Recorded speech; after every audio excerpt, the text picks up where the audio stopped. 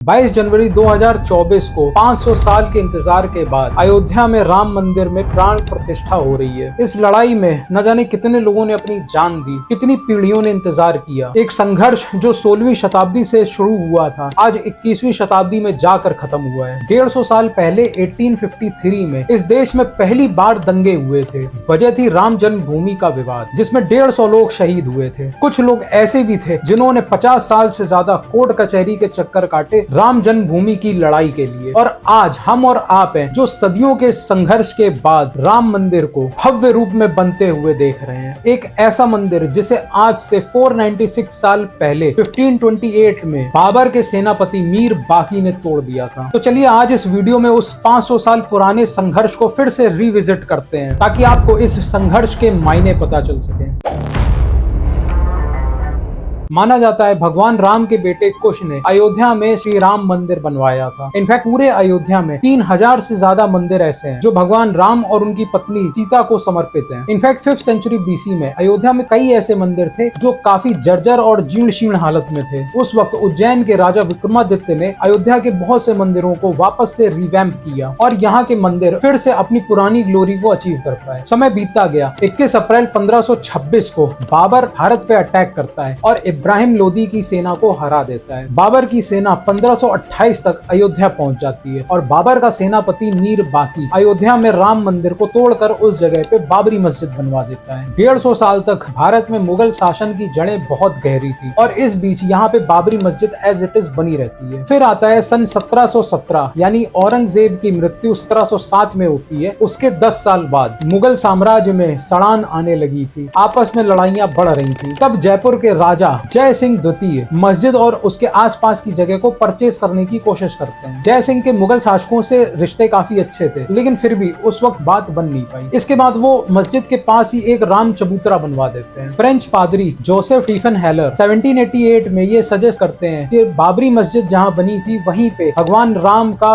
Birth place था। उस वक्त मुस्लिम बाबरी मस्जिद के अंदर नमाज पढ़ते थे और राम चबूतरे पे हिंदू पूजा करते थे। मंदिर गिराए जाने के अब लगभग 250 साल हो चुके थे, लेकिन हिंदू अभी भी उस मंदिर को भूले नहीं थे। यूं तो अयोध्या में 3000 से ज्यादा मंदिर भगवान राम और सीता को डेडिकेटेड थे, लेकिन राम जन्मभूमि की इतनी इंपॉर्टेंस थी कि हिंदू आज भी यहाँ पे आते थे और राम चबूतरे पे बैठ के भगवान राम की पूजा करते थे। पूर्व IPS अधिकारी किशोर कुणाल की किताब अयोध्या रिविजिटेड में राम मंदिर को तोड़ने की डेट 1528 के बजाय 1660 दी जाती है, जबकि औरंगजेब के ऑर्डर पे मुगल गवर्नर फिदाई खान ने यहाँ पे मंदिर को तोड़ा था। बहरहाल अलग अलग सोर्सेज ने अलग अलग बातें कही हैं, लेकिन एक चीज तो कंफर्म थी कि या तो बाबर या तो औरंगजेब के टाइम पे मंदिर एग्जिस्ट करता था और फिर उस मंदिर को तोड़कर वहां पे मस्जिद बनाई गई थी। 1838 में ब्रिटिश सर्वेयर मॉन्टगोमेरी मार्टिन ने इस चीज का कंफर्मेशन दिया कि बाबरी मस्जिद के जो पिलर्स हैं उनमें अन इस्लामिक चीजें हैं। फॉर इंस्टेंस, इस्लाम में कभी भी ह्यूमन बींग्स की आर्ट नहीं बनाई जा सकती है। फूल पत्ती पेड़ पौधे बनाए जा सकते हैं, बट कलाकृति में कोई भी मानवीय आकार का प्रयोग नहीं होता है, जबकि बाबरी मस्जिद के पिलर्स पे ह्यूमन फॉर्म्स एग्जिस्ट करते थे। ये रिपोर्ट काफी कंट्रोवर्शियल थी। उस वक्त ईस्ट इंडिया कंपनी का शासन था और इस रिपोर्ट को चुपचाप दबा दिया गया। 1853 में लखनऊ के नवाब वाजिद अली शाह थे और अयोध्या उन्हीं के अंडर में आता था। उस वक्त भारत में पहली बार हिंदू और मुस्लिम्स के बीच में दंगे होते हैं, लेकिन इसके बाद भी 1855 तक हिंदू और मुसलमान वहाँ पे नमाज भी पढ़ते थे और पूजा भी करते थे। हालांकि मस्जिद के अंदर मुसलमानों को जाने की इजाजत थी, जबकि हिंदू मस्जिद से दूर सिर्फ राम चबूतरे पे बैठ के ही पूजा कर सकते थे। साल था 1885। एक तरफ देश में नेशनलिस्ट पार्टी के रूप में इंडियन नेशनल कांग्रेस की स्थापना की जाती है, वहीं दूसरी तरफ अयोध्या में ये मामला अब कोर्ट में पहुंच गया। निर्मोही अखाड़ा के महंत रघुवर दास ने फैजाबाद कोर्ट में जाके इस जगह के पोजेशन के लिए अर्जी लगा दी। केस कोर्ट से डिसमिस हो जाता है। 1934 में फिर से दंगे होते हैं और इस बार मस्जिद का एक डोम कुछ हद तक डैमेज हो जाता है, लेकिन ब्रिटिश सरकार उसको वापस से रीबिल्ड कर देती है। हालांकि इस घटना के बाद वहाँ पे नमाज बंद हो जाती है। उस वक्त देश में सबसे बड़ी पार्टी कांग्रेस थी, लेकिन कांग्रेस के एजेंडा में कहीं भी राम मंदिर नहीं था। 1915 में हिंदू महासभा बन गई थी, जबकि 1925 में राष्ट्रीय स्वयंसेवक संघ बन चुका था, लेकिन ये हिंदू संगठन इतने संगठित नहीं थे और इनके कार्डर इतने मजबूत नहीं थे और राम मंदिर सिर्फ एक लोकल मूवमेंट के रूप में थ्राइव कर रहा था। उस वक्त सरकार अंग्रेजों की थी, मीडिया इंडिपेंडेंट नहीं था और कोई भी रिलीजियस ऑर्गेनाइजेशंस के पास कोई बार्गेनिंग पावर नहीं थी, लेकिन सिर्फ राम भक्तों ने 400 साल से इस मूवमेंट को अभी भी बरकरार रखा हुआ था, यानी कि संघर्ष बराबर चल रहा था। 1947 में देश आजाद हो जाता है। उस वक्त मस्जिद सिर्फ एक बार फ्राइडे को जुम्मे की नमाज पढ़ने के लिए खोली जाती थी। अयोध्या में लोगों को लगता था कि देश आजाद हो गया है तो अब तो राम मंदिर बहुत जल्दी बन जाएगा, बट ये दुर्भाग्य था कि सरदार पटेल के प्रयासों से आजादी के बाद सोमनाथ मंदिर तो बन जाता है, लेकिन अयोध्या पे किसी भी बड़े नेता का उस वक्त तक कोई अटेंशन नहीं जाता है। उल्टा 30 दिसंबर 1949 के दिन विवादित ढांचे से घंटियों की आवाज आने लगती है। हिंदू वहाँ भगवान राम की पूजा कर रहे हैं। हिंदू पक्ष दावा करता है कि बीते रात वहाँ भगवान राम स्वयं प्रकट हुए थे, जबकि मुस्लिम पक्ष ये दावा करता है कि भगवान राम की मूर्ति चुपचाप चोरी से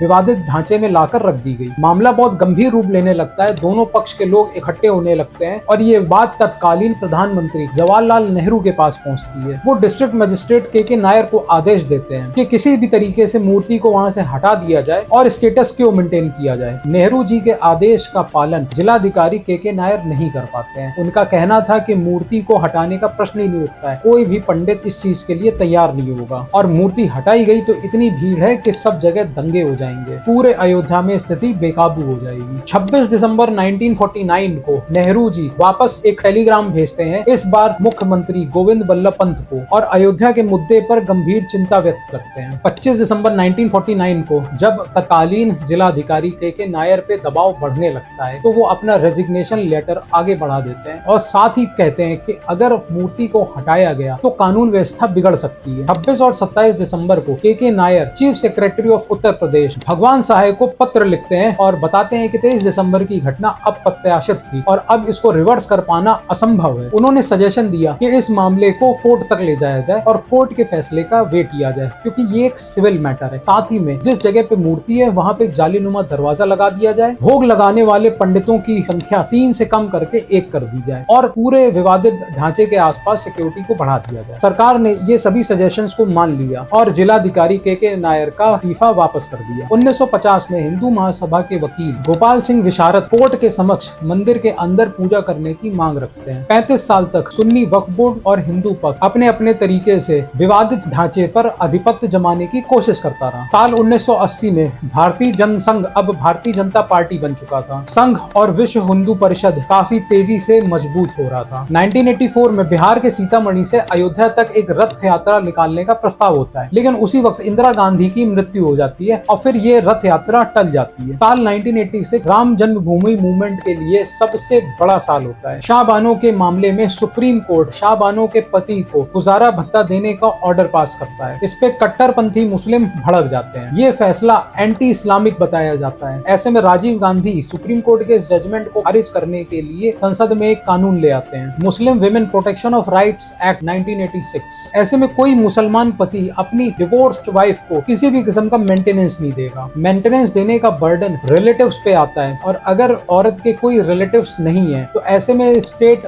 वक्फ बोर्ड उसे मेंटेनेंस का पैसा देगा। अब इस पूरे घटना चक्र को विरोधी पार्टियां और हिंदू संगठन मुस्लिम तुष्टीकरण कहते हैं। ऐसे में हिंदुओं को खुश करने के लिए राजीव गांधी बाबरी मस्जिद का ताला खुलवा कर वहां पे पूजा पाठ करने का आदेश दे देते हैं। ऐसे में जो कट्टरपंथी मुस्लिम है वो नाराज हो जाते हैं। 6 फरवरी 1986 को बाबरी मस्जिद एक्शन कमेटी बनाई जाती है। 1990 में LK आडवाणी सोमनाथ से अयोध्या तक एक राम रथ यात्रा निकालते हैं, पर ये यात्रा बिहार के समस्तीपुर में खत्म हो जाती है जब वहाँ के मुख्यमंत्री लालू प्रसाद यादव आडवाणी जी को अरेस्ट करवा लेते हैं। जिस दिन अयोध्या में रथ यात्रा का समापन होना था उस दिन बड़ी मात्रा में कार सेवक अयोध्या में इकट्ठे हो जाते हैं। भीड़ को काबू में लाने के लिए उत्तर प्रदेश के तत्कालीन मुख्यमंत्री मुलायम सिंह यादव कार सेवकों पे गोली चलवा देते हैं। इसके बाद 6 दिसंबर 1992 का वो दिन आता है जिसे हिंदू पक्ष शौर्य दिवस कहता है, वहीं मुस्लिम पक्ष ब्लैक डे कहता है। 2 लाख कार सेवक अयोध्या पहुंच जाते हैं। बीजेपी के कल्याण सिंह उत्तर प्रदेश के मुख्यमंत्री थे। केंद्र में कांग्रेस की सरकार और PV नरसिम्हा राव उस वक्त के प्रधानमंत्री थे। कार सेवकों के अयोध्या पहुंचने से पहले कल्याण सिंह ने सुप्रीम कोर्ट में एफिडेविट दिया था कि विवादित ढांचे को किसी भी किस्म का नुकसान उनकी सरकार नहीं होने देगी। साथ ही कल्याण सिंह ने पुलिस को आदेश दिए थे कि भीड़ पर किसी भी सूरत पे गोली नहीं चलाई जाएगी। 6 दिसंबर 1992 को दोपहर 1:55 पर पहला गुंबद गिरता है। लगभग 3:30 बजे के आसपास दूसरा गुंबद गिराया जाता है और शाम के 5 बजे तीसरा गुंबद गिरता है और इस तरीके से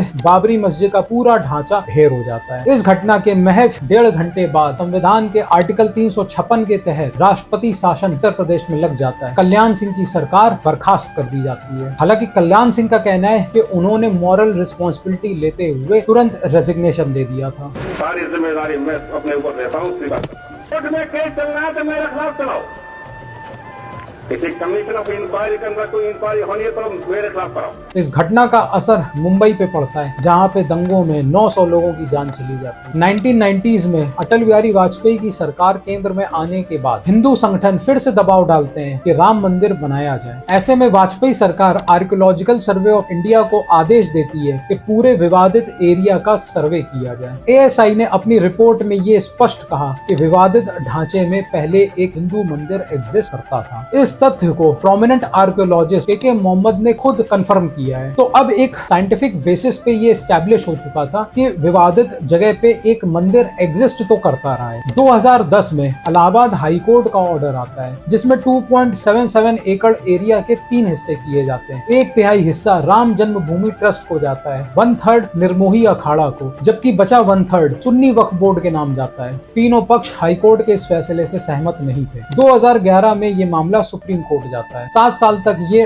ठंडे बस्ते में पड़ा रहता है। एक मीडिएशन पैनल बनाकर आपसी रजामंदी से इस फैसले को सॉल्व करने की बात की जाती है। मीडिएशन पैनल की टॉक्स फेल होने के बाद सुप्रीम कोर्ट ऑर्डर देता है कि सभी दस्तावेजों का इंग्लिश ट्रांसलेशन किया जाए। अगस्त 2019 से राम जन्मभूमि का लगातार 42 दिन तक आर्ग्यूमेंट्स दोनों पक्ष रखते हैं। फाइनली 9 नवंबर 2019 को राम जन्मभूमि का वर्डिक्ट क्लियरली 5-0 से हिंदू पार्टीज के पक्ष में आता है। 5 फरवरी 2020 को श्री राम मंदिर ट्रस्ट का गठन होता है और इस ट्रस्ट का अध्यक्ष retired IAS officer Nripendra Mishra को बनाया जाता है, जो पहले नरेंद्र मोदी जी के प्रिंसिपल सेक्रेटरी रहे थे। इसी बीच एक भव्य रेलवे स्टेशन और एक एयरपोर्ट बनाया जाता है और ये एक्सपेक्टेड है कि हर साल अयोध्या में 10 करोड़ लोगों का आना रहेगा। अगले 30 सालों में अयोध्या अकेले कंट्री के GDP में 1 ट्रिलियन का योगदान दे सकता है, क्योंकि यहाँ पे न सिर्फ डोमेस्टिक बल्कि इंटरनेशनल लेवल पे भी बहुत टूरिस्ट आएंगे। जो काम जयपुर के महाराज जय सिंह नहीं कर पाए, महंत रघुवर दास जी